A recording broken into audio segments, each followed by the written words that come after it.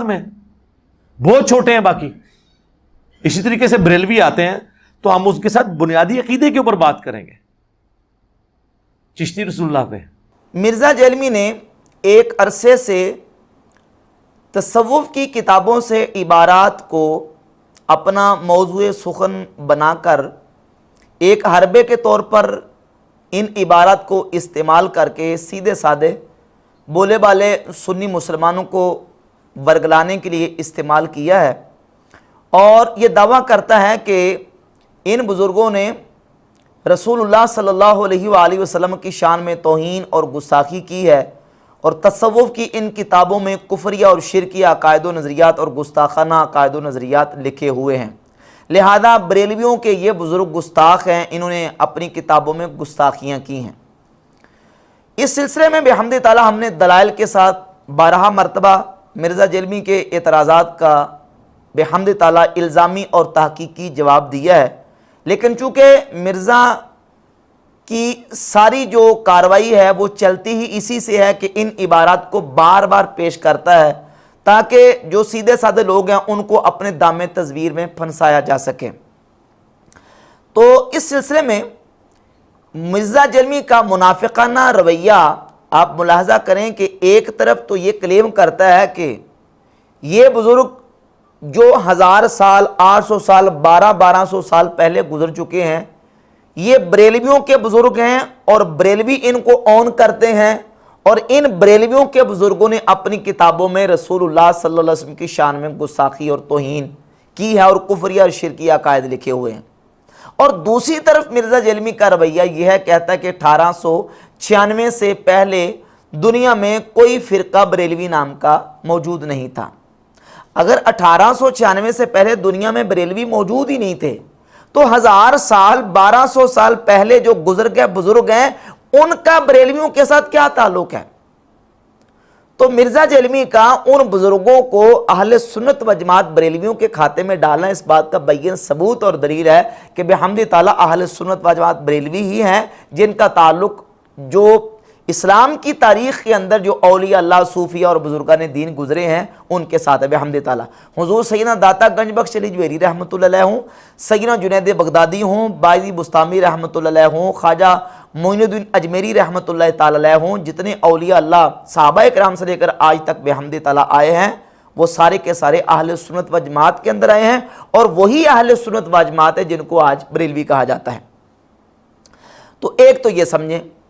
اور دوسری یہ بات ذہن نشین کر لیں کہ ہمارے انہی اکابر اور انہی اسلاف نے بحمد تعالی ہمیں یہ سکھایا ہے کہ نبی پاک صلی اللہ تعالیٰ علیہ وآلہ وسلم کی تعظیم و توقیر اور حرمت رسول ہر چیز سے بڑھ کر ہے۔ جو شخص نبی پاک صلی اللہ علیہ وآلہ وسلم کی ذات اقدس کی شان میں توہین یا گستاخی کرے، وہ چاہے اپنا بھائی اور باپ ہی کیوں نہ ہو، اپنا ہو یا بیگانہ، اس کا ہمارے ساتھ کوئی تعلق نہیں ہے۔ یہ ہمارا عقیدہ ہے بحمد تعالیٰ، اور یہی ہمارے اسلاف نے ہمیں سکھایا ہے۔ لیکن مرزا جیلمی کا منافقانہ رویہ دیکھ لیں، ایک طرف تو یہ ثابت کر رہا ہے کہ ان کے بزرگوں نے گستاخانہ عقائد لکھے ہیں اور یہ اپنے ان بزرگوں کو آن بھی کرتے ہیں، اور دوسری طرف یہ کہتے ہیں کہ میں ان کو مسلمان جانتا ہوں اور ان کے پیچھے نمازیں پڑھنے کا قائل ہوں۔ ہم تو ایسا نہیں کرتے،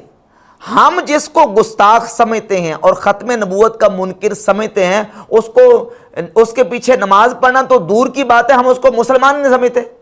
جو رسول اللہ صلی اللہ علیہ وسلم کی شان اقدس میں گستاخی کرے، حضور کی ختم نبوت کا انکار کرتا ہے، اس کے پیچھے نماز پڑھنا تو دور کی بات ہے، ہم تو اس کی شکل دیکھنا گوارا نہیں کرتے، اس کو مسلمان نہیں سمجھتے۔ اور مرزا جیلمی کا جو مرشد اور سابقہ بابا جاوید احمد غامدی سے قادیانیوں کے بارے میں سوال ہوا کہ احمدیوں کے بارے میں آپ کی کیا رائے ہے، تو جاوید احمد غامدی نے یہ کہا کہ میرا نقطہ نظر ہمیشہ سے یہ رہا ہے کہ جو شخص کلمہ پڑھ کے اپنے آپ کو مسلمان کہتا ہے مجھے کوئی حق نہیں کہ میں اس کا انکار کروں۔ احمدی حضرات کے بارے میں آپ کی کیا رائے ہے، کیا وہ مسلمان ہیں؟ دیکھیے میرا نقطہ نظر، اور ذرا دل تھام کے سن لیجئے، وہ ہمیشہ سے یہ ہے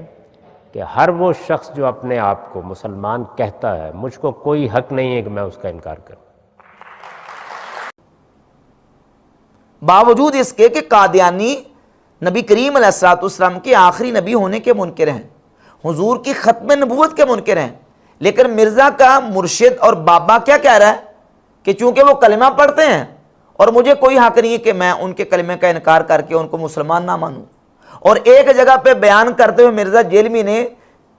باقاعدہ اپنے مرشد اور اپنے بابا جوید احمد غامدی کے اس قول کی تصدیق بھی کی ہے کہ غامدی صاحب کا موقع مجھے بہتر لگا ہے. یہ غامدی صاحب کا موقع مجھے بڑا اچھا لگا ہے کہ وہ یہ کہتے ہیں کہ پیغمبر کے بعد کسی کا رائٹ نہیں ہے کہ کسی کو اسلام سے باہر نکالے جو شخص اپنے آپ کو مسلمان کلیم کر رہا ہے. کیوں کہ اس کی تعویل کی غلطی کیا جینون ہے یا منافقانہ ہے، یہ وحی کی تائید کے بغیر آپ بتا نہیں سکتے. تو آپ اس کے ظاہر کے اوپر ایکسیپٹ کریں اسے کہ وہ کہتے ہیں جو شخص کلمہ پڑھتا ہے تو ہم اس کے ظاہری کلمے کا اعتبار کریں گے. اب منافقانہ رویہ آپ خود ملاحظہ کر لیں.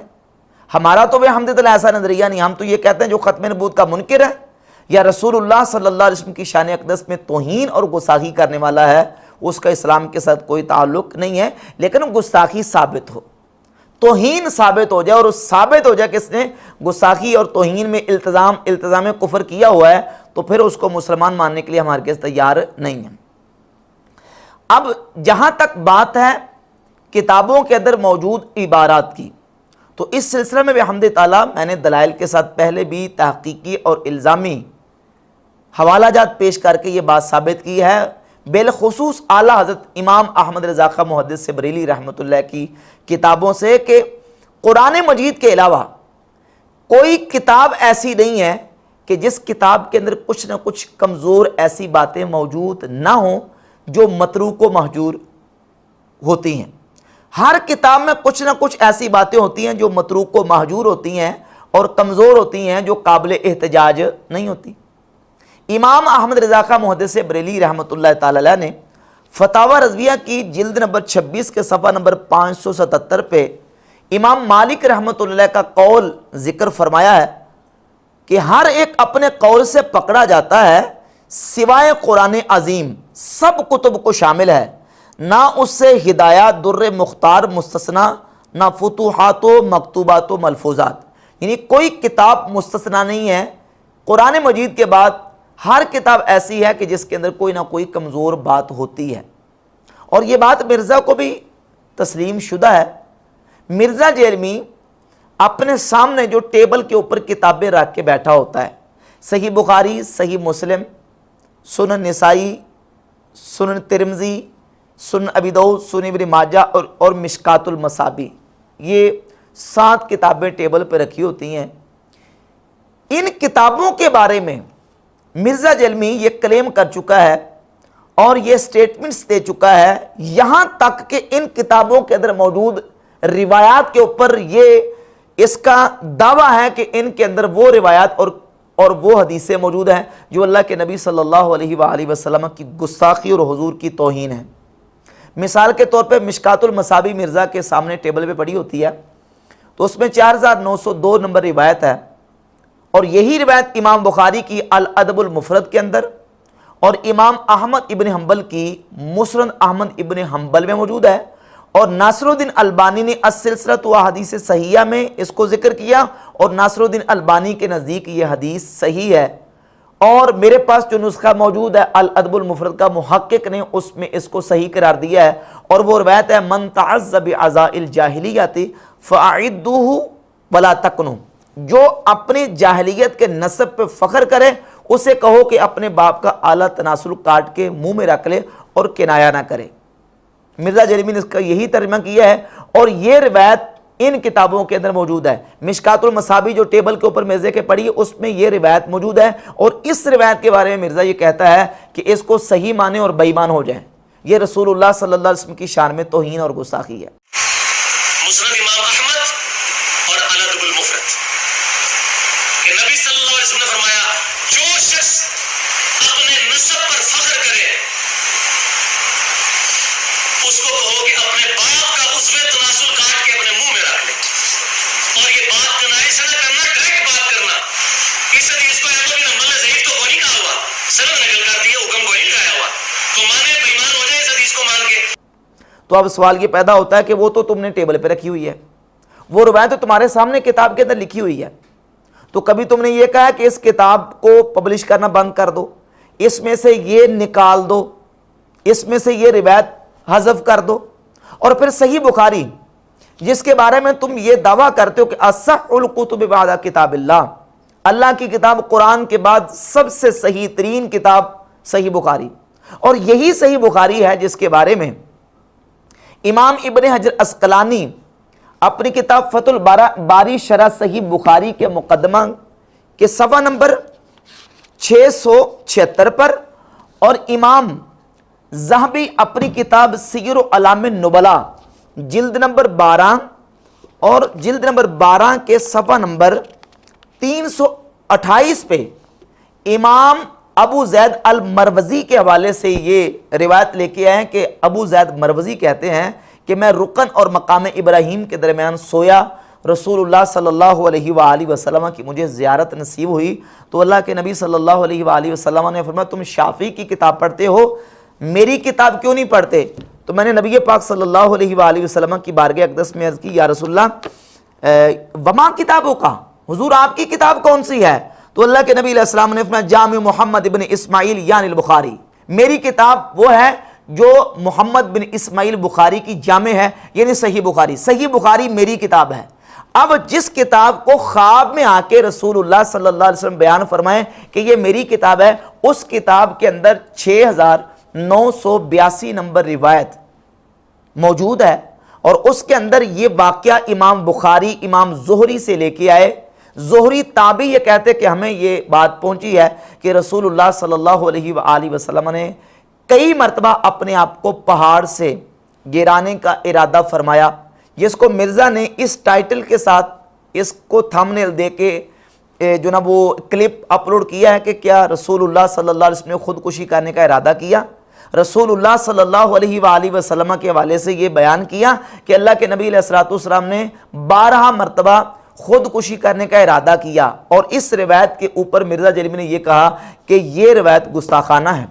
صحیح بخاری میں جو آیا ہے کہ نبی صلی اللہ علیہ وآلہ وسلم نے کئی مرتبہ خودکشی کی کوشش کی, کیا ایسی بات پیغمبر اسلام کے شایان شان صحیح معلوم ہوتی ہے؟ کیا ایسی روایت بیان کرنا صراحتاً گستاخی نہیں ہے؟ بات یہ کہ واقعتاً یہ یعنی گستاخانہ چیز ہے. پیغمبر کے بارے میں یہ امیجن نہیں کیا جا سکتا کہ وہ خودکشی کی کوشش کریں گے. صحیح بخاری کے اندر 6982 نمبر روایت یہ حصہ جو ہے جس میں نبی علیہ السلام کے اپنے آپ کو پہاڑ سے 12 مرتبہ گرانے کا ارادہ فرمانے والا واقعہ ہے, یہ گستاخانہ ہے, حضور کی توہین ہے, گستاخی ہے. اور کس کتاب میں ہے؟ اصح الکتب بعد کتاب اللہ, اللہ کی کتاب قرآن کے بعد سب سے صحیح کتاب, اور جس کے بارے میں ابو زید مروزی کو رسول اللہ صلی اللہ علیہ وسلم نے خواب میں آ کے یہ بیان فرمایا کہ یہ میری کتاب ہے, رسول اللہ کی کتاب ہے صلی اللہ علیہ وسلم, اس میں گستاخانہ واقعہ. اور پھر مرزا جیلمی سے علی الاحسن نقوی صاحب مرزا جیلمی کے دیرینہ ساتھی نے سوال کیا کہ جتنے دنیا میں منکرین حدیث ہیں وہ تمام منکرین حدیث اور گستاخان رسول وہ صحیح بخاری ہی سے واقعات کوڈ کرتے ہیں, مثلا خودکشی والا واقعہ, جادو ہونے والا واقعہ, اس کے علاوہ سیدہ عائشہ صدیقہ رضی اللہ تعالی عنہا کی 9 سال عمر میں رخصتی والا واقعہ, جس کا حوالہ انڈیا کی جو گستاخہ ہندو عورت ہے اس نے بھی دیا. اسی طریقے سے صحیح بخاری کے اندر 364 نمبر جو روایت ہے کہ جس میں کہ رسول اللہ صلی اللہ علیہ وآلہ وسلم نے اپنا تہمت اتار کے اپنے کندھے پہ رکھ لیا, اور اللہ کے نبی علیہ السلام برہنہ اور نعوذ باللہ ننگے ہو گئے, اور اس کے بعد اللہ کے نبی علیہ السلام کو دوبارہ ننگے نہیں دیکھا گیا. یہ روایت 364 نمبر صحیح بخاری کی. ان تمام روایات کے حوالے سے جب مرزا جیلمی سے سوال ہوا کہ یہ تو گستاخانہ روایات اور منکرین حدیث کہتے ہیں گستاخانہ روایات ہے. بخاری مسلم کی کئی ایسی حدیث ہیں جو کہ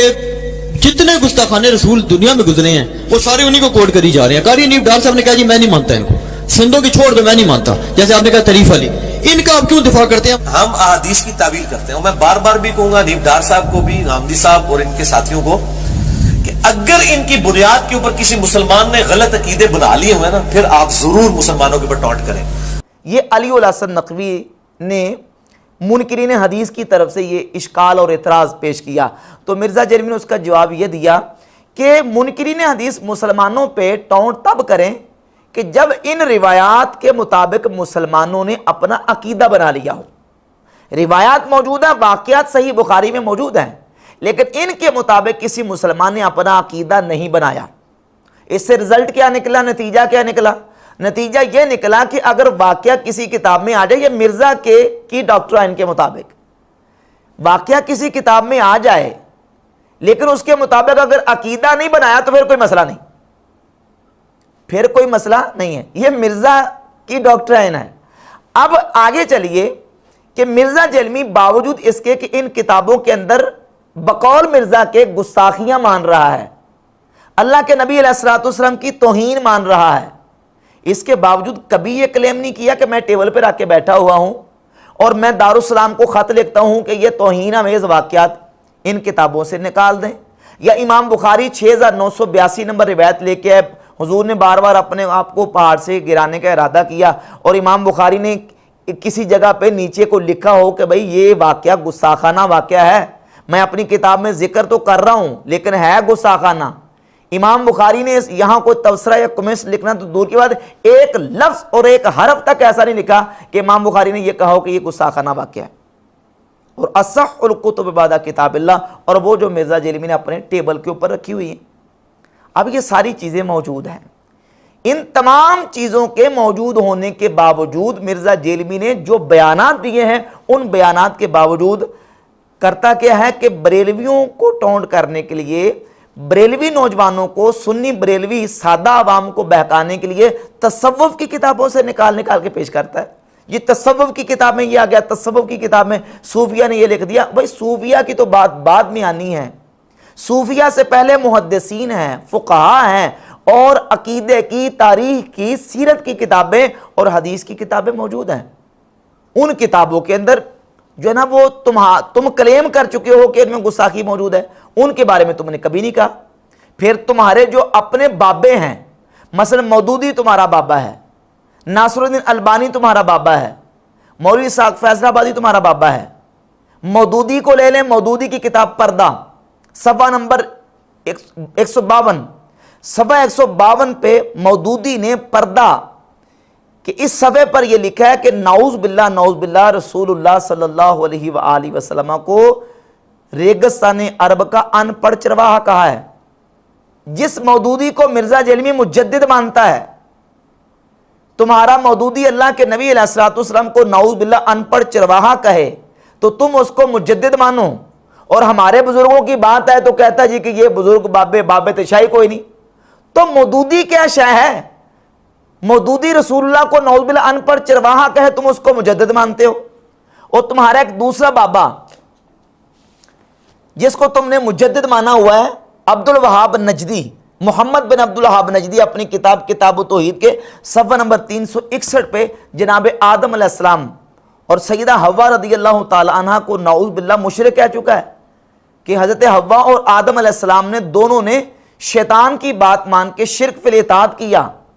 وہ آدم علیہ السلام اور حضرت حوا کو مشرک کہیں تو اس کو مجدد مان رہا ہے اور کہہ رہا ہے یہ بڑے مصلح تھے اور بڑے جناب وہ مبلغ تھے۔ لیکن محمد بن عبد الوہاب صاحب جو تھے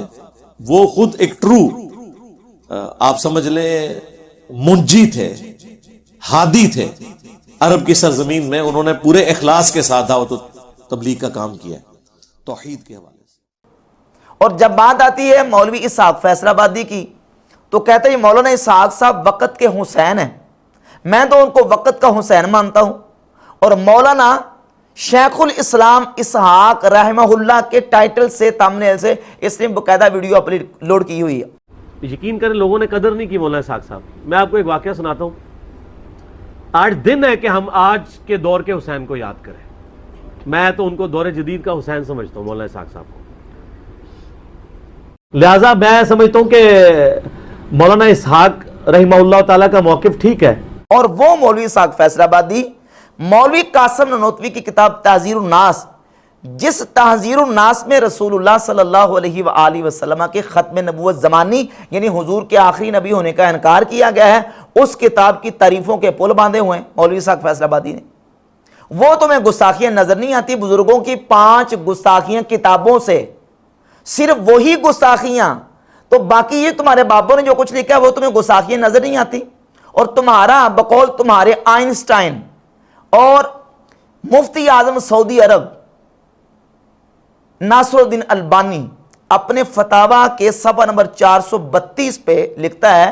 کہ جو گمراہ فرقے ہیں ان کو کافر نہیں کہنا چاہیے بلکہ ان کو دال یعنی گمراہ کہنا چاہیے، جیسے اللہ نے اپنے نبی کو قرآن میں دال کہا ہے۔ نعوذ باللہ یہاں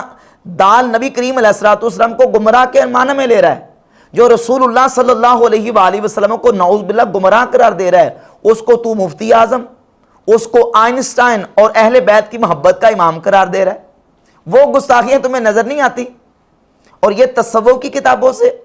اور تصوف کی ان کتابوں سے عبارات پیش کر رہا ہے جن کا 12 مرتبہ جوابات دیے جا چکے ہیں۔ جو الہاقی عبارتیں ہیں ان کو ہم نے ثابت کیا الہاقی عبارتیں، اور جو عبارات قابل تعویل ہیں ان کی بحمد تعالیٰ دلائل کے ساتھ تعویلات پیش کی ہیں، اور یہی ہمیشہ سے محدثین کا منہج اور ان کا طریقہ چلا آ رہا ہے۔ اب ان عبارات کے حوالے سے مرزا جیلمی نے جس بات کو بہت زیادہ بنیاد بنا کے ہوا دی ہے وہ ہے کتاب حشت بہشت کے اندر موجود صفحہ نمبر 19 پر خواجہ معین الدین اجمیری رحمۃ اللہ کی طرف منسوب ایک واقعہ کہ ان کے پاس ایک شخص آیا تو کہا کہ مرید ہونا چاہتا ہوں، تو آپ نے فرمایا کہ کلمہ کیا پڑھتے ہو؟ تو اس نے کہا کہ لا الہ الا اللہ محمد الرسول اللہ صلی اللہ علیہ وسلم، تو کہا کہ پڑھو لا الہ الا اللہ چشتی رسول اللہ۔ اب یہ واقعہ اس نے کئی مرتبہ پیش کیا، اور اس نے اپنے ریسرچ پیپر نمبر 2 اندھا دھند پیروی کا انجام علماء کا نظریہ نمبر 13 یہ اس نے بیان کیا ہے۔ اس ریسرچ پیپر میں اسی حشت بہشت کا حوالہ دیا جو شبیر برادر سے چھپی ہے، صفحہ 19 ہے، شبیر برادر کا حوالہ ہے۔ اس کتاب میں واقعہ لکھا ہے خواجہ معین الدین کی بارگاہ میں شخص آیا اور خواجہ معین الدین اجمیری نے کہا پڑھو چشتی رسول اللہ، اور مرزا جیلمی نے یہ لکھا کہ خواجہ بختیار کاکی کے پاس شخص آیا اور خواجہ بختیار کاکی نے کہا کہ پڑھو چشتی رسول اللہ۔ اسی کتاب سے اسی صفحے سے حوالہ دے رہا ہے، اور حوالے میں کتاب کے اندر نام ہے خواجہ معین الدین کا، اور اس نے اپنے ریسرچ پیپر میں نام کس کا لکھا ہے؟ خواجہ بختیار کاکی کا۔ اور یہ واقعہ ایک دوسری کتاب سبع سنابل میں موجود ہے، اور کہتا جی کہ ہم نے سبع سنابل سے حوالہ تلاش کر لیا، کوئی حوالہ تلاش نہیں کر لیا، یہ دوسروں کو پس خوردہ استعمال کرتا ہے، پس خوردہ چکھتا ہے، کھاتا ہے، یہ حوالے پہلے سے استعمال ہوتے آ رہے ہیں، اور ان باتوں کی بحمد تعالیٰ ہمارے علماء نے، ہمارے جو فقہا ہیں، مفتیان کرام ہیں، انہوں نے کئی عرصے سے ان حوالہ جات کی تردید کر دی۔ ایک حوالہ پیش کرتا ہوں، مثلا یہ فقیہ اعظم ہند مولانا مفتی شریف الحق امجری رحمۃ اللہ کے فتاویٰ شارح بخاری ہے، یہ صحیح بخاری کی انہوں نے شرح بھی کی ہوئی ہے۔ انہوں نے 1409 میں اور 1415 ہجری میں انہی سبع سنابل کے اندر موجود واقعے کی تردید اپنی کتاب میں کی ہوئی ہے، فتاویٰ شارح بخاری کے اندر۔ اب اصل میں سبع سنابل کے اندر جو موجود واقعہ ہے،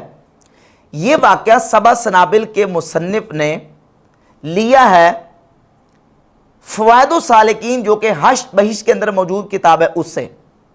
تو اصل کتاب کون سی ٹھہری؟ فوائد السالکین حشت بہشت۔ اب جب ہم سبع سنابل سے اسی واقعے کو دیکھتے ہیں تو اس واقعے میں لکھا ہوا ہے کہ ایک شخص خواجہ یوسف چشتی کے پاس آیا اور خواجہ یوسف چشتی نے اسے کہا کہ پڑھو چشتی رسول اللہ۔ سبع سنابل میں لکھا ہے کہ خواجہ یوسف چشتی نے کہا پڑھو چشتی رسول اللہ۔ مرزا جیلمی کے ریسرچ پیپر نمبر 2 اندھا دھند پیروی کے انجام میں لکھا ہے کہ خواجہ بختیار کاکی کے پاس شخص آیا اور خواجہ بختیار کاکی نے کہا کہو چشتی رسول اللہ، اور حشت بہشت میں لکھا ہے کہ خواجہ معین الدین اجمیری کے پاس شخص آیا اور انہوں نے کہا پڑھو چشتی رسول اللہ۔ 3 مقامات پہ یہ واقعہ، اور تینوں جگہ پہ نام الگ الگ ہیں۔ بحمد تعالیٰ میں نے دلائل کے ساتھ یہ ثابت کیا تھا کہ یہ واقعات صحیح واقعات نہیں ہیں، یہ جھوٹے واقعات ہیں۔ بالخصوص یہ واقعہ جو ہے یہ جھوٹا واقعہ ہے، یہ کسی نے بزرگوں کی طرف منسوب کر دیا ہے، یہ صحیح واقعہ نہیں۔ کیوں؟ اس لیے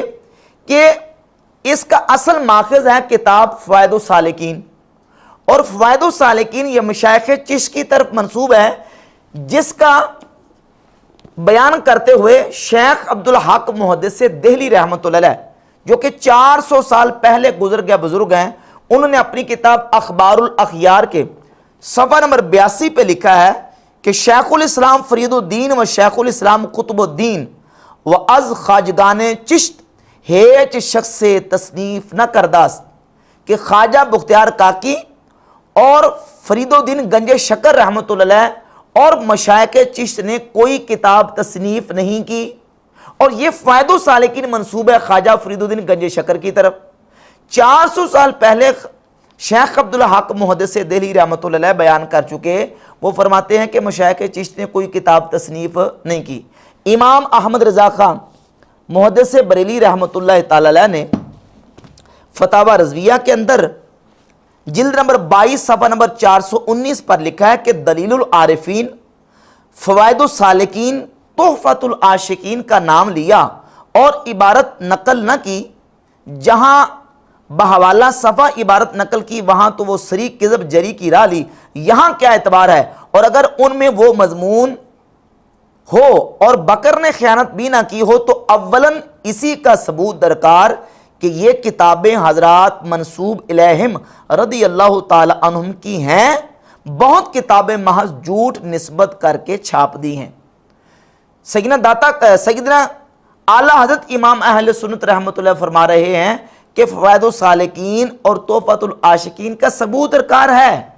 کہ یہ جن بزرگوں کی طرف کتابیں منسوب ہیں ان کی کتابیں ہیں بھی، پہلے ثبوت لے کے آؤ۔ اور پھر اسی فتاوی رضویہ کی جلد نمبر 22 کے صفحہ نمبر 515 پہ لکھتے ہیں کہ اکابر اولیاء اعظام رضی اللہ تعالی عنہم کے ارشادات کثیرہ سے ثابت کیا ہے کہ شریعت مطہرہ سب پر حجت ہے اور شریعت مطہرہ پر کوئی چیز حجت نہیں۔ حضرات اولیاء جن کی ولایت ثابت و محقق ہے، ان سے جو قول یا فعل یا حال ایسا منقول ہو کہ بظاہر خلاف شرع مطہر ہو، اولاً اگر وہ سند صحیح و واجب الاعتماد سے ثابت نہیں، ناقل پر مردود ہے اور دامن اولیاء اس سے پاک ہے۔ فرماتے ہیں اگر اس طرح کی کوئی کتاب یا عبارت اولیاء اللہ کی طرف منسوب ہو تو ہم اس کو ناقل پہ رد کر دیں گے، اولیاء اللہ کے دامن کو پاک مانیں گے۔ اور جلد 22 کے صفحہ 412 پہ لکھتے ہیں کہ بعض ملفوظات کہ بعض اولیاء کرام کی طرف بلا سند صحیح متصل منسوب ہوں، ایسے مسئلہ جلیہ واضحہ متفق علیہ کے مقابل ہرگز قابل استناد نہیں۔ کہتے ہیں اس طرح کے ملفوظات تو شرعی مسائل کے حوالے سے بھی قابل استناد نہیں ہے، چاہے جائے کہ ان سے کوئی نعوذ باللہ تعالیٰ عقیدہ بنا لیا جائے۔ اور مرزا جیلمی کیا کہتا ہے کہ چشتی رسول اللہ یہ بریلویوں کا بنیادی عقیدہ ہے، اور پھر یہ کہتا ہے کہ میں نے ان کتابوں کو اور ان عبارات کو تلاش کر کے ان کو ان کے بزرگوں سے متنفر کیا ہے، اور ان کو بزرگوں سے متنفر کر کے میں نے بخاری مسلم کے ساتھ جوڑا ہے۔ کس کے ساتھ؟ بخاری مسلم کے ساتھ۔ اور بخاری مسلم اور یہ کتابیں کہتا ہے میرا بلٹ پروف شیشہ ہے، پہلے ان تک آئیں گے پھر مجھ تک آئیں گے، اور وہ جو بلٹ پروف شیشہ ہے اس کے اندر سوراخ خود کر کے بیٹھا ہوا ہے۔ کیسے؟ کہ اس بلٹ پروف شیشے کے حوالے سے کہتا ہے کہ اس میں 4902 نمبر مشکات المصابیح کی جو روایت ہے وہ اللہ کے نبی کی گستاخی ہے، صحیح بخاری کی 6982 نمبر جو روایت ہے وہ اللہ کے نبی علیہ الصلوۃ والسلام کی گستاخی ہے۔ جو بلٹ پروف شیشہ تم کہہ رہے ہو اس کے اندر تم نے خود سوراخ کیے ہوئے ہیں، وہ تو تم نے توڑ کے رکھا ہوا ہے۔ کہتا ہے میرا بلٹ پروف شیشہ جو میں نے سامنے کتابیں رکھی ہوئی ہیں، اور ان کتابوں کے اندر وہ روایات ہیں جن کے بارے میں کہتا ہے کہ اللہ کے نبی علیہ الصلوۃ والسلام کی گستاخی ہے۔ تو ہمارے اکابرین نے بحمد تعالیٰ ان چیزوں کو واضح کیا۔ اعلیٰ حضرت امام اہل سنت رحمۃ اللہ علیہ فتاوی رضویہ کی جلد نمبر 15 اور صفحہ نمبر 555 پہ لکھتے ہیں کہ اولاً کوئی کتاب یا رسالہ کسی بزرگ کے نام سے منسوب ہونا اس سے ثبوت قطعی کو مستلزم نہیں۔ بہت رسالے خصوصاً اکابر چشت کے نام منسوب ہیں جس کا اصلاً ثبوت نہیں، یعنی بہت ساری کتابیں اور رسالے ایسے ہیں جو چشتی بزرگوں کی طرف منسوب ہیں، حالانکہ ان سے کوئی ثبوت نہیں ہے۔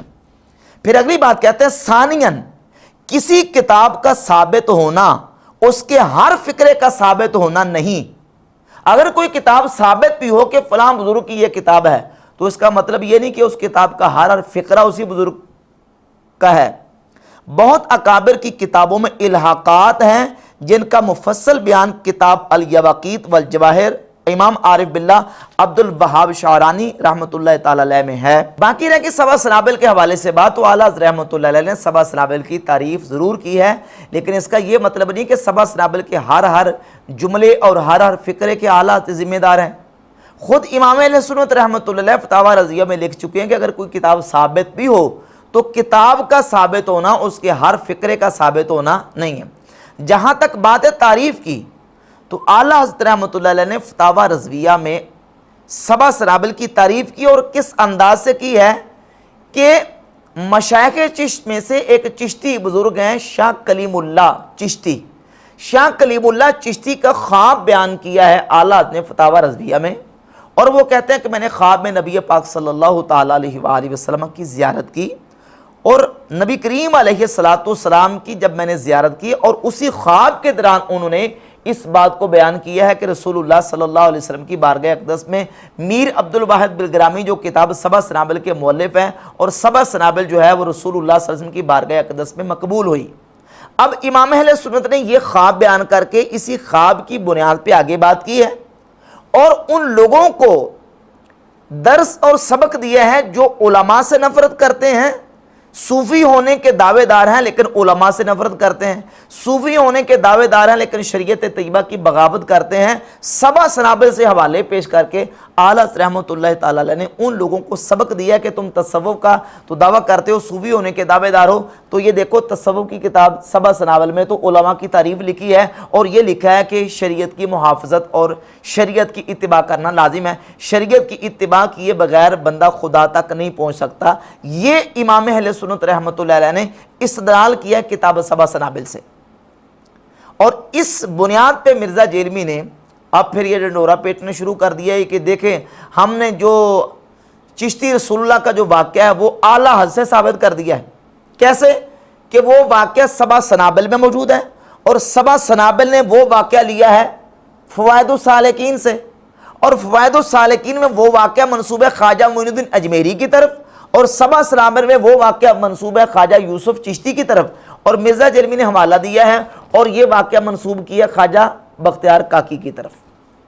اس سے ثابت کر رہا ہے کہ دیکھیں چشتی رسول اللہ اعلیٰ سے ثابت ہو گیا. اور پھر کہتا ہے جی کہ دیکھیں یہ جو آج انکار کر رہے ہیں، یہ چھوٹے نے انکار کیا ہے، ان کے بڑے اس کا انکار نہیں کرتے، بڑے تردید کریں نا، جبکہ ہمارے بحمد تعالیٰ اکابرین نے اس کی تردید کی ہوئی ہے. شارح بخاری فقیہ اعظم ہند مولانا شریف الحق امجری رحمۃ اللہ علیہ نے فتاوی شارح بخاری میں 1409 میں اور 1415 میں یہ فتویٰ لکھ کے اس واقعے کی تردید کی ہوئی ہے. اس واقعے کا رد کیا ہوا ہے کہ یہ الحاقی واقعہ ہے اور ہمارے ہاں یہ قابل قبول نہیں ہے. ابھی مرزا صاحب مارکیٹ میں اس وقت نہیں آئے تھے، اور پھر ساتھ اس واقعے کے اندر جو سبع سنابل میں موجود ہے وہ بھی لکھا ہو کہ خواجہ یوسف چشتی کے ساتھ یہ واقعہ جب پیش آیا اس وقت وہ خاص حالت میں تھے، یعنی غیبت و محو کی حالت میں تھے. اور یہی واقعہ 11 سال پہلے ایک وہابی مناظر نے مناظرے کے اندر پیش کیا تھا، اور اس میں خیانت یہ کی تھی کہ یہ خاص حالت میں تھے. ان الفاظ کو وہ چھوڑ گیا. جب اس نے چھوڑا تو اہل سنت کی طرف سے مناظر نے اس کا جواب دیا اور کہا کہ تم نے اس واقعے کو بیان کرنے میں خیانت کی ہے، کیونکہ اس واقعے کے اندر یہ بات بھی موجود ہے کہ جس وقت یہ واقعہ پیش آیا اس وقت وہ خاص حالت میں تھے. اور مرزا جیلمی نے اس مناظرے کا حوالہ دیتے ہوئے یہ کہا کہ اس وقت تو یہ اس کو مان رہے تھے، یعنی کیا ہم مان رہے تھے کہ چشتی رسول اللہ کہنا درست ہے، یہ کہنا صحیح ہے؟ کیا اس وقت ہم یہ نعوذ باللہ مان رہے تھے اور آج ہم نے انکار کرنا شروع کر دیا؟ ہمارے اکابرین نے تو پہلے سے اس کا انکار کیا ہوا. جس وقت مرزا جیلمی ابھی مارکیٹ میں نہیں آیا تھا اس وقت سے بحمد تعالیٰ کتابوں میں اس کا انکار موجود ہے، اس کی تردید موجود ہے. تو ایسی بات ہرگز نہیں ہے. جہاں تک سبع سنابل کی بات ہے اس کا میں نے بحمد تعالیٰ جواب دے دیا کہ اعلیٰ حضرت امام علیہ سنت رحمۃ اللہ علیہ نے کس تناظر میں سبع سنابل کی تعریف کیا. سبع سنابل کی تعریف کرنا چشتی رسول اللہ کے واقعے کو ڈیفینڈ کرنا ہرگز نہیں ہے. اگر بات ایسے ہی ہے تو پھر میں نے صحیح بخاری کے حوالے سے فتح الباری شرح صحیح بخاری کے مقدمہ ہدی الساری سے اور سیر اعلام نبلا کی جلد نمبر 12 سے امام ذہبی کے حوالے سے اس واقعے کو ذکر کیا، خواب کو، کہ ابو زید مروزی کہتے ہیں میں نے خواب میں نبی پاک علیہ الصلوۃ والسلام کی زیارت کی اور حضور نے فرمایا کہ یہ صحیح بخاری میری کتاب ہے، تم اس کو پڑھا کرو۔ صحیح بخاری کو رسول اللہ علیہ الصلوۃ والسلام نے خواب میں آ کے اپنی کتاب قرار دیا، اور صحیح بخاری کے بارے میں مرزا جیلمی نے یہ کہا ہوا کہ 6982 نمبر جو اس میں روایت میں حصہ ہے کہ نبی علیہ الصلوۃ والسلام نے 12 مرتبہ اپنے آپ کو خودکشی کرنے اور اپنے آپ کو پہاڑ سے گرانے کا ارادہ کیا، یہ اللہ کے نبی کی توہین ہے، گستاخی ہے۔ تو کیا جس کتاب میں اللہ کے نبی کی توہین اور گستاخی موجود ہے حضور اس کو اپنی کتاب قرار دیں گے؟ اور حضور کا اس کو اپنی کتاب خواب میں آ کے قرار دینا، اس کتاب کو جس کے بارے میں تم یہ کہہ رہے ہو کہ اللہ کے نبی کی اس میں گستاخی موجود ہے، تو کیا نبی علیہ الصلوۃ والسلام اس گستاخی کی تائید کر رہے ہیں؟ حضور علیہ الصلوۃ والسلام کیا اس گستاخی کی توثیق کر رہے ہیں؟ اب مرزا جیلمی اس کا جواب دے گا۔ جہاں تک بات ہے سبع سنابل کے حوالے سے تو وہ بحمد تعالیٰ اس کا جواب میں نے تفصیل کے ساتھ بیان کر دیا ہے۔ دوسری بات مرزا جیلمی نے پیش کی ہے کشف المحجوب سے، اور رائی کا پہاڑ بنا کے پیش کرتا ہے، واقعہ پیش کرتا ہے، پہلے کہاں سے اٹھا کے پورا تفصیلی واقعہ پیش کرتا ہے، اور وہ تفصیلی واقعہ جو ہے وہ پھر کشف المحجوب کے سر جاڑ دیتا ہے۔ حالانکہ پورا مکمل تفصیلی واقعہ کشف المحجوب میں اس طرح نہیں لکھا ہوا، جس طرح تورات میں داؤد علیہ السلام کا واقعہ لکھا ہے، کشف المحجوب میں اس طرح واقعہ نہیں لکھا۔ اور جس طرح سیدہ زینب رضی اللہ تعالی عنہا کے حوالے سے حدیث کی کتابوں میں تفصیلی واقعہ لکھا ہوا، المصدق علی صحیحین میں، طبقات الکبریٰ میں، المعجم الکبیر للطبرانی میں، اور تفسیر کی سب سے پہلی اور معتبر ترین کتاب تفسیر الطبری ابو جعفر محمد بن جریر الطبری کی کتاب تفسیر الطبری میں، اور یہ وہ کتاب ہے جس کو مرزا جیلمی نے اہل سنت کی سب سے پہلی تفسیر مانا، اور اس کے لکھنے والے امام ابو جعفر محمد بن جریر طبری کو مرزا جیلمی کے بابا زبیر علی زئی نے اہل سنت کا امام قرار دیا۔ ان تمام کتابوں میں تفصیلی واقعہ لکھا ہوا ہے، ان کتابوں میں تفصیلی واقعہ مرزا جیلمی پیش کر کے تو وہ لگا دیتا ہے کھاتے کشف المحجوب کے، حالانکہ کشف المحجوب میں وہ تفصیلی واقعہ نہیں لکھا۔ صرف داتا صاحب رحمۃ اللہ علیہ نے اتنی بات لکھی ہے کہ نبی کریم علیہ الصلوۃ والسلام کی حضرت زید کی بیوی پر نظر پڑ گئی اور ظن زید پر حرام ہو گئی۔ اور جہاں تک لفظ سکر کی بات ہے تو اور سکر کی بات بھی انہوں نے پہلے شروع میں لفظ مینشن کر کے اس کی وضاحت کر دی ہے کہ سکر کا معنی ہے غلبہ محبت حق تعالی، اللہ رب العزت کی محبت کا غلبہ۔ اور میں کئی مرتبہ مرزا جیلمی کو اسی بات کے حوالے سے الزامی جواب دے چکا ہوں کہ یہ تم کہتے ہو کہ یہ نبی علیہ الصلوۃ والسلام کا نعوذ باللہ سکینڈل لکھا ہے، علی ویری نے کشف المحجوب میں نبی علیہ السلام کا سکینڈل لکھا ہے، تو الزامی جواب میں نے دیا تھا مرزا جیلمی کو، اور یہ اس سے سنبھالا نہیں گیا۔ کہتا ہے دیکھیں جی صحیح مسلم کے بارے میں کلیم کر دیا کہ صحیح مسلم میں گستاخی لکھی ہوئی ہے، حالانکہ میں نے الزامی جواب دیا تھا کہ اگر ظن زید پر نظر پڑ گئی اور ظن زید پر حرام ہو گئی، داتا صاحب کا یہ اتنی بات لکھ دینا اللہ کے نبی علیہ السلام کی توہین اور گستاخی ہے، تو صحیح مسلم میں 3407 اور 3408 نمبر روایت موجود ہے کہ نبی صلی اللہ علیہ وآلہ وسلم کی باہر کسی عورت پر نظر پڑ گئی، اور نبی صلی اللہ علیہ وآلہ وسلم نے گھر آ کے اپنی بیوی سے عمل زوجیت فرمایا، اور باہر صحابہ کرام میں تشریف لائے، اور آپ علیہ الصلوۃ والسلام نے صحابہ کرام سے آ کے فرمایا کہ عورت شیطان کی صورت میں آتی ہے، شیطان کی صورت میں جاتی ہے، تو جب تمہاری کسی عورت پر باہر نظر پڑ جائے تو آ کے اپنی بیوی سے صحبت کر لیا کرو، تمہارے دل میں جو خیال پیدا ہوا ہے وہ خیال دل سے نکل جائے گا۔ اب یہ واقعہ پردہ فرض ہونے کے بعد کا ہے، اور زید کی بیوی پر نظر پڑ گئی یہ پردہ فرض ہونے سے پہلے کا ہے، اور یہ اس وقت کا واقعہ ہے۔ صحیح بخاری میں 2048 نمبر حدیث ہے کہ سیدنا سعد بن ربیع اور عبد الرحمن بن عوف کی مواخاتی، سعد بن ربیع نے کہا کہ میرے پاس 2 بیویاں ہیں، اے عبد الرحمن بن عوف ان دونوں بیویوں میں سے ایک کو پسند کر لو، جو تمہیں اچھی لگی کہ میں وہ اس کو طلاق دے دوں گا اور تم اس کے ساتھ نکاح کر لینا۔ یہ اس وقت کی بات ہے جب ابھی پردہ فرض نہیں ہوتا، ظن زید پر نظر پڑنے والی بات ابھی پردہ فرض ہونے سے پہلے کیا، اور صحیح مسلم کے اندر 3407 اور 3408 نمبر جو روایت ہے یہ پردہ فرض ہونے کی بات کی ہے۔ میں نے کہا اگر کشف المحجوب کے اندر یہ واقعہ موجود ہے، یہ اللہ کے نبی علیہ السلام کی گستاخی ہے، تو صحیح مسلم کی 3407 اور 3408 نمبر جو روایت ہے یہ اللہ کے نبی کی گستاخی کیوں نہیں ہے؟ اور پھر اس سے بڑھ کر یہی روایت اسی سند کے ساتھ مسند احمد ابن حنبل میں 591 نمبر ہے، اس میں یہ ہے کہ نبی صلی اللہ علیہ وآلہ وسلم کی بہر کسی عورت پر نظر پڑی فَأَعْجَبَتْهُ، تو آپ صلی اللہ علیہ وآلہ وسلم کو وہ عورت اچھی لگی، بلی لگی، اور پھر آپ نے آ کے بیوی سے عمل زوجیت فرمایا، اور پھر صحابہ اکرام کے پاس باہر تشریف لے گئے اور فرمایا کہ عورت شیطان کی صورت میں آتی ہے، شیطان کی صورت میں جاتی ہے، تو تمہارا یہ معاملہ پیش آ جائے تو تم بیوی سے آ کر صحبت کر لیا کرو، دل سے خیال اتر جائے گا۔ اور مرزا جلمی اس کا یہ جواب دیتا ہے کہ یہ نبی علیہ السلام نے امت کی تعلیم کے لیے کیا ہے، یہ تو تعلیم امت کے لیے ہے۔ کیا سبق دینا چاہتے ہو، کیا درس دینا چاہتے ہو کہ یہ جو واقعہ پیش آیا ہے تعلیم امت کا مطلب سمجھتے ہو؟ تعلیم امت کا مطلب یہ ہے کہ نبی صلی اللہ علیہ وآلہ وسلم نے ایک کام کیا امت کو سکھانے کے لیے، تو کیا یہ جو واقعہ عورت کو پر نظر پڑنے کا یہ امت کو سکھانے کے لیے حضور نے کیا ہے؟ یہ تو اتفاقاً ایک واقعہ پیش آیا ہے،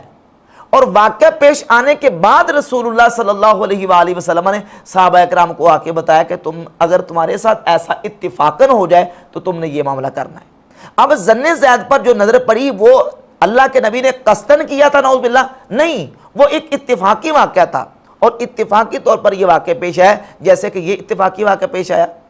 اگر وہ اللہ کے نبی کی گستاخی ہے تو پھر یہ اللہ کے نبی کی گستاخی نہیں بنتی، جبکہ مسند احمد ابن حنبل میں لفظ موجود ہیں کہ نبی علیہ السلام کی نظر پڑی اور نبی علیہ السلام کو وہ عورت اچھی لگی کے الفاظ موجود ہے آجبت ہو، تو پھر یہ گستاخی کیوں نہیں بنتی؟ اس کا مرزا جیلمی کے پاس کوئی معقول جواب نہیں ہے۔ تو یہ الزامی جواب میں نے دیا تھا، تحقیقی اور پورا تفصیلی جواب میرا اس پر بحمد تعالیٰ میں نے اس پر ریکارڈ کروایا ہوا ہے۔ تیسری بات مرزا جیلمی نے کشف المحجوب ہی کے حوالے سے پیش کی ہے کہ کشف المحجوب میں علی بن عثمان حجویری نے امام ابو حنیفہ کا ایک گستاخانہ خواب ذکر کیا ہے کہ امام ابو حنیفہ نے ایک گستاخانہ خواب دیکھا تھا، اور وہ انہوں نے ذکر کر کے تو اللہ کے نبی علیہ السلام کی شان میں گستاخی کی ہے، جبکہ جو امام ابو حنیفہ رحمۃ اللہ کا خواب ہے وہ خواب صرف داتا صاحب نے کشف المحجوب میں ذکر نہیں کیا، بلکہ امام ذہبی نے اپنی کتاب سیر اعلام النبلاء میں، اور یہی خواب حافظ ابن عبد البر اندلسی نے الانتقاء میں، اور خطیب بغدادی نے تاریخ بغداد میں ذکر کیا ہے۔ اور یہ بات بھی یاد رکھیں کہ جب خواب انسان کو آتا ہے، خواب انسان کو اپنے اختیار سے نہیں آتا، خواب تو انسان کو کچھ بھی آ سکتا ہے، اور امام ابو حنیفہ رحمۃ اللہ کا جو خواب آیا ہے اس خواب پر امام ابو حنیفہ صبح اٹھ کے بیدار ہو کے خوش نہیں ہوئے بلکہ خوف زدہ ہو گئے۔ اور خواب جب انسان کو آتا ہے تو بعض اوقات انسان کے خواب کی تعبیر اس کے بالکل برعکس ہوتی ہے۔ امام ابو حنیفہ رحمۃ اللہ جب خواب دیکھا تو خوف زدہ ہو کے صبح اٹھے، اور اٹھ کے خوابوں کی تعبیر کے امام محمد بن سیرین جو کہ بہت بڑے تابعی ہیں، سیدنا ابو ہریرہ اور سیدنا انس ابن مالک رضی اللہ تعالیٰ عنہما کے شاگرد ان کے پاس گئے اور کہا کہ مجھے یہ بڑا پریشان کن خواب آیا ہے، تو انہوں نے پھر اس خواب کی اچھی تعبیر بیان کر دی۔ امام ابو حنیفہ رحمۃ اللہ کے خواب کی اچھی تعبیر بیان کی، اور اس سلسلے میں ایک روایت میں آپ کے سامنے رکھتا ہوں، اور وہ روایت بعض محدثین نے اس کو ضعیف قرار دیا، البتہ امام حاکم نے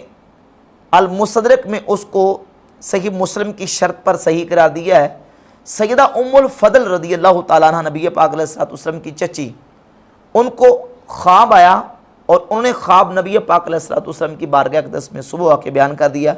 کہ حضور مجھے بڑا ایک پریشان کن خواب آیا، اور وہ خواب یہ ہے کہ آپ کے جسم پاک کا ایک حصہ ٹکڑا کٹا ہے اور میری گودی میں آ کے گر گیا، تو بڑا پریشان خواب آیا۔ تو نبی پاک صلی اللہ علیہ وآلہ وسلم نے اس کی تعبیر یہ بیان کی کہ اے ام الفضل، سیدہ فاطمہ کے ہاں بیٹا پیدا ہوگا اور وہ بیٹا تمہاری گود میں آئے گا، تمہارے خواب کی یہ تعبیر ہے۔ اب دیکھو خواب کیا آیا اور اس کی تعبیر کیا تھی۔ تو امام ابو حنیفہ رحمۃ اللہ کا جو خواب تھا اس خواب کی تعبیر امام محمد بن سیرین نے یہ بیان کر دی کہ اس خواب کی تعبیر یہ ہے کہ تم رسول اللہ صلی اللہ علیہ وسلم کی احادیث کو جمع کرو گے اور اللہ کے نبی صلی اللہ علیہ وسلم کی سنت کو جمع کر کے اس میں صحیح و سقیم کو الگ الگ کرو گے، جو سنتیں اور روایت اور احادیث تم تک پہنچیں گی۔ اور اس خواب کی تعبیر بیان کر دی۔ نہ تو امام محمد بن سیرین نے یہ کہا کہ یہ خواب تمہارا گستاخانہ ہے، نہ امام ذہبی نے ذکر کر کے یہ کہا کہ یہ خواب تمہارا گستاخانہ ہے، اور نہ ہی حافظ ابن عبد البر نے خواب کو بیان کر کے یہ کہا کہ یہ تمہارا خواب گستاخانہ ہے، کیونکہ خواب ہے اس کی تعبیر جو ہے وہ دیکھنی پڑے گی خواب کی تعبیر کیا ہے۔ اور چوتھی عبارت مرزا جرمی نے تذکرۃ الاولیاء اور کشف المحجوب ہی سے پیش کی ہے سیدنا بایزید بسطامی رحمۃ اللہ تعالی علیہ کے شطیات کے حوالے سے، پھر اس کے اوپر اپنے بونگے قسم کے تبصرے بھی کیے، اور ساتھ سیدنا بایزید بسطامی کا جب نام لیا تو کہتا ہے کہ دیکھیں جی بایزید نام ہی ان کا ابو یزید ہے، یزید کے ابا جان، یزید کے ابا جان، اور یہ 261 ہجری میں فوت ہوئے ہیں، اور ان کے جو بزرگ ہیں وہ ابو یزید ہیں، یزید کے ابا جان، اور ہمارے بزرگ امام ابو الحسین مسلم بن حجاج قشیری وہ بھی 261 میں فوت ہوئے ہیں، وہ ہیں ابو الحسین، یہ ہیں ابو یزید اور یہ ہیں ابو الحسین، جبکہ بحمد تعالیٰ امام مسلم بھی ہمارے امام ہیں اور سیدنا بایزید بسطامی رحمۃ اللہ بھی ہمارے امام ہیں۔ بایزید بسطامی رحمۃ اللہ کا سن وفات جو ہے وہ تصوف اور صوفیہ کی کتابوں میں لکھا ہے 234 ہجری، اور بعض محدثین کی کتابوں میں 261 ہجری لکھا ہے۔ اور جہاں تک تیفور ابن عیسیٰ بایزید بسطامی رحمۃ اللہ کے ساتھ یہ بایزید کا جو ٹائٹل ہے اس کا تعلق ہے، تو یہ سمجھیں کہ بایزید یہ اصل میں ترکی کے اندر ایک ترکیب ہے بایزید، چونکہ آپ کا علاقہ ترکمانستان تھا، اور بایزید یہ ترکی کی ترکیب ہے۔ ترکوں کے ہاں بایزید کا لفظ جو ہے وہ یزید کے ابا جان کے لیے استعمال نہیں ہوتا، بلکہ با یزید یہ دو الگ الگ لفظ ہیں۔ ترکی زبان میں با کہتے ہیں الابید سفید چٹا گورا، اور یزید کہتے ہیں البطل نوجوان مرد آدمی۔ تو البطل الابید جو نوجوان آدمی ہے، جو نوجوان بہادر شخص ہے، اس کو بایزید کہتے ہیں۔ اس لیے آپ دیکھ لیں ترکوں کے جو سلاطین اور بادشاہ ہیں ان میں آپ کو کئی نام ملیں گے، بایزید اول، بایزید دوم، بایزید سوم، بایزید یزید چہارم۔ تو چٹے گورے چمڑی والے نوجوان بہادر شخص کو ترکوں کے ہاں بایزید کہا جاتا تھا، اس لیے سیدنا تیفور ابن عیسیٰ رحمۃ اللہ کا جو لقب ہے وہ بایزید ہے، یزید کے ابا جان نہیں بلکہ چٹے گورے نوجوان، یہ ان کی جو ہے وہ لقب کی وجہ تسمیہ ہے۔ اچھا، جہاں تک بات ہے سیدنا بایزید بسطامی رحمۃ اللہ کے شطیات کی، تو بایزید بسطامی رحمۃ اللہ یہ اولیاء اللہ کے سردار ہیں۔ حافظ ذہبی نے سیر اعلام نبلاء کی جلد 10 صفحہ نمبر 263 پر لکھا سلطان العارفین، کیا لقب لکھا؟ سلطان العارفین۔ اور غیر مقلد وہابی عالم عبداللہ روپڑی فتاوی اہل حدیث کے صفحہ نمبر پہلی جلد کے 52 پہ لکھتے ہیں سلطان العارفین بایزید بسطامی رحمۃ اللہ۔ بایزید بسطامی اہل سنت کے ہاں، وہابیوں کے ہاں، دیوبندیوں کے ہاں، ایون یہ کہ شیعوں کے ہاں بھی مسلمان شخصیت ہیں جن کے بارے میں یہ کہتا ہے یزید کے ابا جان۔ جب آتی ہے بات ان کی شطیات کی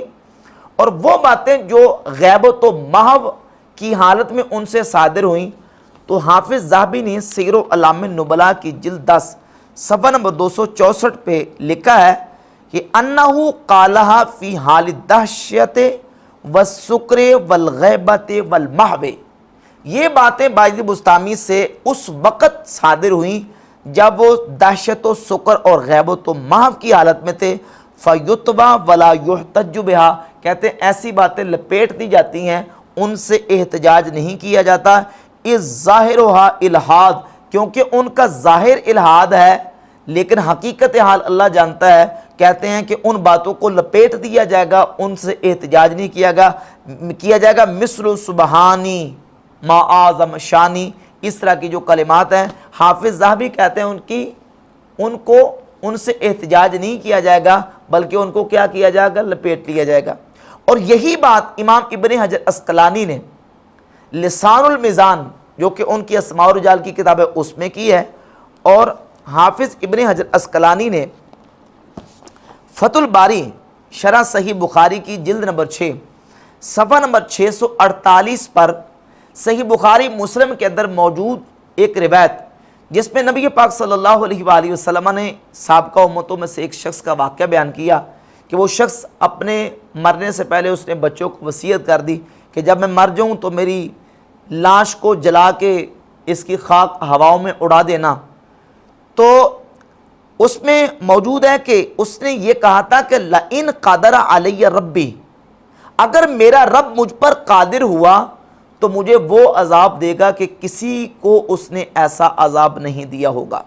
اب یہ جو جملہ ہے کہ اگر میرا رب مجھ پر قادر ہوا تو وہ مجھے ایسا عذاب دے گا، اس میں قدرت کی نفی ثابت ہو رہی ہے،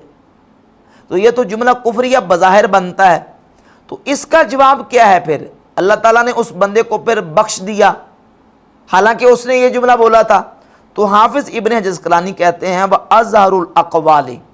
أَنَّهُ قَالَ ذَلِكَ فِي حَالِ دَهْشَتِهِ وَغَلْبَةِ الْخَوْفِ عَلَيْهِ حَتَّى ذَهَبَ بِعَقْلِهِ، کہتے ہیں کہ ظاہر یہ ہے کہ اس نے یہ بات حالت دہشت اور غلبہ خوف کے وقت کہی تھی جبکہ اس کی عقل اس وقت جا چکی تھی۔ وَلَمْ يَقُلْهُ قَاصِدًا لِحَقِيقَةِ مَعْنَاهُ، اس نے یہ بات اس کے معنی کی حقیقت کا قصد کرتے ہوئے نہیں کہی تھی، بل فی حالت کان فیہا کالغافل والزاہل والناسی، بلکہ وہ اس حالت میں تھا کہ جو غافل، ناسی اور زاہل یعنی ذہول جس کو ہو جاتا ہے اس کی حالت ہوتی ہے۔ لا یؤخذ بما یستر منہ، جب بندہ ایسی حالت میں ہوتا ہے تو جو اس سے صادر ہوتا ہے اس پر گرفت نہیں کی جاتی، مواخذہ نہیں کیا جاتا۔ یہ حافظ ابن حجر اسقلانی کا تبصرہ ہے۔ اور ایک دوسری روایت جس کو مرزا جیلمی بھی جس کا جواب دینے کی کوشش کرتا ہے، صحیح مسلم میں 6960 نمبر روایت، نبی پاک صلی اللہ تعالیٰ علیہ وآلہ وسلم نے ایک تفصیل بیان فرمائی کہ ایک بندہ اس نے جو نا وہ خوشی کی حالت میں شدت خوشی میں غلطی کرتے ہوئے یہ جملہ بول دیا اللہ تعالیٰ کے بارے میں کہ یا اللہ تو میرا بندہ ہے اور میں تیرا رب ہوں۔ اب بظاہر بالکل واضح اور صریح یہ جملہ ہے، یہ جملہ کفریہ جملہ ہے بالکل واضح طور پر، اگرچہ اس سے شدت فرح میں خطاً یہ واقعہ ہوا لیکن یہ جملہ بہرحال بظاہر جملہ کفریہ ہے، لیکن اس پر کفر کا حکم اس صورت میں نہیں لگایا گیا۔ امام نووی رحمۃ اللہ علیہ جو کہ صحیح مسلم کے شارح ہیں، اسی حدیث کی شرح کرتے ہوئے لکھتے ہیں کہ قالت طائفۃ اللفظ علی ظاہرہ، علماء کے ایک گروہ نے یہ کہا کہ یہ لفظ اپنے ظاہر پر محمول ہے، ولیکن قالہ ھذا الرجل وہو غیر ضابط لکلامہ، لیکن جس شخص نے یہ بات کی ہے وہ اپنے کلام کو ضبط کرنے والا نہیں تھا، ولا قاصد لحقیقت معنیہ، اور نہ ہی اس کے معنی کی حقیقت کا قصد کرنے والا تھا، ومعتقد لہا، اور نہ ہی اس کا اعتقاد رکھنے والا تھا، بل قالہ فی حالت غلب علیہ فیہا الدہش والخوف وشدت الجزع، کہتے ہیں اس نے ایسی حالت میں یہ لفظ بولا ہے کہ جس وقت اس پر دہشت، خوف اور جزع یعنی گھبراہٹ کی شدت تھی، بحیث ذہب تیقظہ وتدبر ما یقولہ، اس حالت میں کہ اس کا تدبر اور تیقظ بیدار مغزی اور اس کی سوچ سمجھ جا چکی تھی، فصار فی مان الغافل والناسی، اور وہ غافل بولنے والا اور غفلت میں پڑ جانے والے شخص کے معنی میں ہو گیا، وَهَذِهِ الْحَالَةُ لَا يُؤْخَذُ فِيهَا، اور ایسی حالت میں بندے پر مواخذہ نہیں کیا جاتا۔ امام ابن حجر اسقلانی، امام نووی، امام زابی کی ان تصریحات سے یہ بات واضح ہوگی کہ حالت غلبہ حالت دہشت و خوف، شدت فرح ہو یا شدت جزع ہو، اس حالت میں بندے سے ذہول اور نسیان کے طور پر اس طرح کا کوئی لفظ صادر ہوتا ہے تو شریعت کی طرف سے اس پر گرفت کر کے اس پر کفر کا فتویٰ نہیں لگایا جاتا۔ سیدنا باعث بستامی رحمۃ اللہ تعالی علیہ سے جو دہشت و خوف اور حالت محو و غیبت میں اس طرح کے جو شتیات صادر ہوئے ہیں اس کو ہم لپیٹ دیتے ہیں، ہرگز ان کی اس طرح تائید نہیں کرتے کہ ان کو صحیح قرار دے کے قابل احتجاج اور قابل اتباع قرار دیا جائے، بلکہ ہم یہ کہتے ہیں کہ یہ ان سے حالت दहशत व गलबा हालत में सादर हुए हैं और ये काबिल एहतजाज नहीं है, अलबत्ता इनकी वजह से उन पर कोई फतवा सादर नहीं हो सकता। ये तौजीहात और तावीलात मुहद्दिसीन ने भी की हैं और सूफिया ने भी इन औलिया अल्लाह की इबारत की तौजीहात की हैं और यही तौजीहात बिहम्दिल्लाह हम करते हैं। पांचवी इबारत मिर्ज़ा जरमी ने तज़किरतुल औलिया से पेश की बायज़ीद बुस्तामी रहमतुल्लाह की मिराज के हवाले से कि ये दावा करते हैं जी कि बायज़ीद बुस्तामी को मिराज हुई है। जिस तरह नबियों में नबी पाक अलैहिस्सलाम को मिराज हुई है तो वलियों में बायज़ीद बुस्तामी को मिराज हुई है। हालांकि तज़किरतुल औलिया में और कश्फुल महजूब में इस तरह नहीं लिखा। नबी पाक सल्लल्लाहु अलैहि वसल्लम की ज़ात अक़दस को जो मेराज हुई है वो हुजूर को जिस्मानी मेराज है और नबी पाक अलैहिस्सलाम ने अपने रब जल्ला शानू का दीदार अपने सारों बार की आंखों से किया है, जो हमारा नज़रिया और अक़ीदा है बिहम्दिल्लाह। जबकि सैयदना बायज़ीद बुस्तामी रहमतुल्लाह के बारे में ये अक़ीदा और नज़रिया ना कश्फुल महजूब में लिखा है ना तज़किरतुल औलिया में लिखा है। और ये मैं कई दफ़ा हवाला पेश कर चुका हूँ फतावा हदीसिया के 225 से। इमाम इब्न हजर मक्की हैतमी रहमतुल्लाह अलैह ने लिखा है कि जो बंदा ये कहे कि उसने जागते हुए सर की आंखों से अल्लाह ताला का दीदार किया है तो उस पर उसकी तकफीर की गई है, उसको काफिर करार दिया गया है जो ये दावा करता है, क्योंकि कायनात में ये अजमत व शान सिर्फ और सिर्फ नबी करीम अलैहिस्सलाम की ज़ात अक़दस को हासिल है और ये नबी पाक अलैहिस्सलाम की खुसूसियत है। हदीस की कितनी किताबों में ये हदीस मौजूद है। सैयदना अब्दुल्ला इब्न अब्बास रज़ियल्लाहु ताला अन्हु फरमाते हैं सुनन कुबरा लिन्निसाई में 11539 नंबर, मौजमुल औस में 9396 नंबर और सुन्ना इमाम इब्न अबी आसिम की हदीस नंबर 436 है। अब्दुल्ला इब्न अब्बास रज़ियल्लाहु ताला अन्हुमा फरमाते हैं कि अल खुल्लतुल इब्राहीम वल कलामुल मूसा, अल्लाह ताला ने खलील इब्राहीम अलैहिस्सलाम को बनाया और कलीम जनाब मूसा अलैहिस्सलाम को बनाया। व रुयतुल मुहम्मद सल्लल्लाहु अलैहि वसल्लम, और दीदार मोहम्मद मुस्तफ़ा सल्लल्लाहु अलैहि वसल्लम को अता फरमाया। तो दुनिया में सर की आंखों से सिर्फ और सिर्फ अल्लाह ताला को नबी पाक अलैहि वसल्लम ने देखा है। हाँ, ख्वाब की हालत में अल्लाह रब्बुल इज़्ज़त का दीदार तो अल्लाह ताला जल्ला शान ने कई अपने वलियों को ये शरफ अता फरमाए। एक दो नहीं, सैकड़ों हवाले इस पर पेश किए जा सकते हैं बिहम्दिल्लाह। और इमाम इब्न हजर अस्कलानी फतहुल बारी शरह सही बुखारी की जिल्द 12 सफ़ा नंबर 479 पे मुअब्बरीन और अहले तबीर का इजमा नकल करते हैं। वो कहते हैं जव्वज़ अहलु तबीर रुयतल बारी अज़्ज़ा व जल्ला फिल मनाम मुतलकन, अहले तबीर कहते हैं कि ख्वाब में मुतलकन अल्लाह रब्बुल इज़्ज़त को देखा जा सकता है। बायज़ीद बुस्तामी रहमतुल्लाह ताला अलैह ने अल्लाह ताला को देखा है तज़किरतुल औलिया में और कश्फुल महजूब में जो ये बात लिखी है वो ख्वाब की हालत में मनामी और रूहानी तौर पर लिखी है। वो जागते हुए सर की आंखों से अल्लाह ताला का दीदार हरगिज़ नहीं लिखा। और मिर्ज़ा जरमी कहता है कि वो फिज़िकली मानते हैं, हालांकि उसमें ऐसी बात नहीं लिखी। जहाँ तक बात है ख्वाब में अल्लाह तबारक व तआला जल्ल शानो के दीदार करने की, ये तो मुहद्दिसीन ने लिखा, अहले तबीर ने लिखा। सैयदना इमाम मोहम्मद बिन सीरीन रहमतुल्लाह ताला अलैह फरमाते हैं कि ख्वाब में अल्लाह ताला को देखना, इसकी ताबीर ये है कि जिसने ख्वाब में अल्लाह ताला को देखा, इसका मतलब ये है कि वो जन्नत में दाखिल होगा। ये हदीस की किताब है अस-सुन्न दारमी जिल्द 2 सफ़ा नंबर 170 पे ये रवायत मौजूद है। और इसके अलावा इमाम हसन मुज्तबा रज़ियल्लाहु ताला अन्हु के हवाले से मुस्नद अबी याला में 6761 नंबर रवायत है। वो फरमाते हैं रअयतु रब्ब अज़्ज़ा व जल्ला, मैंने अपने रब अज़्ज़ा व जल्ला को ख्वाब में देखा। सैयदना अबू बकर सिद्दीक रज़ियल्लाहु ताला अन्हु फरमाते हैं किताबुस सुन्ना इमाम इब्न अबी आसिम की, उसमें रिवायत में 488 है। फरमाते हैं जो ख्वाब में सबसे बेहतरीन ख्वाब ये कि बंदा ख्वाब में अल्लाह ताला को देखे, उसके बाद बेहतरीन ख्वाब ये कि बंदा नबी पाक अलैहिस्सलाम को देखे, और उसके बाद बेहतरीन ख्वाब ये है कि बंदा अपने मुसलमान वालिदैन को ख्वाब में देखे जो दुनिया से ईमान की हालत में पर्दा फरमा गए। और रकबा बिन मस्कला ताबी सही सनद के साथ मौजमुल औस जिल्द 2 सफ़ा 331 पे मौजूद है। रकबा बिन मस्कला ताबी कहते हैं मैंने ख्वाब में अल्लाह ताला को देखा।